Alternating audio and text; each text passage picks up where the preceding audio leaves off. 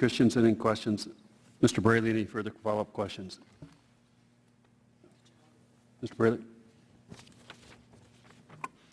Administrator Strickland, one of the things I'm curious about is the work that your agency is doing looking at other types of analysis that are being done by manufacturers in other parts of the world, looking into the problem of evaluating electronic throttle control systems.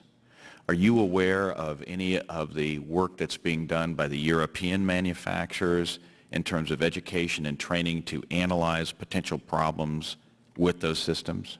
Mr. Braley, I am not, but I am certain that my staff is. I'm more than happy to have them come and speak to you and your staff and get back to you on the record on any questions regarding the differences on approaches between the European Union or the Japanese or any other manufacturer.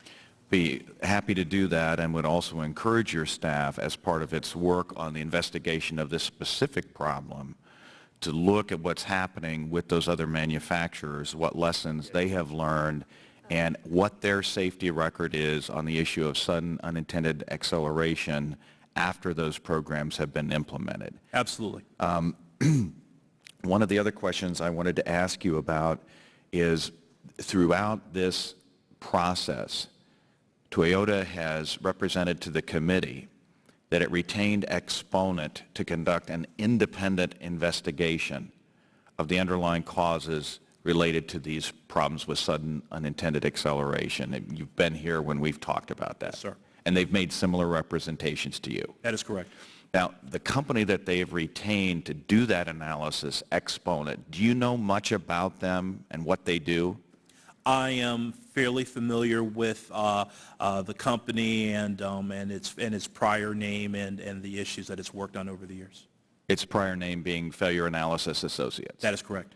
Are you aware of any instance where Failure Analysis Associates or Exponent has been retained to do an independent analysis on behalf of a consumer who was injured in a defective automobile? My recollection of Exponent or failure analysis work probably goes back to 1993, so that's the window that I have knowledge of. I am not aware of them doing work for an injured consumer or a victim of a product. All right, thank you. Those are all the questions I have.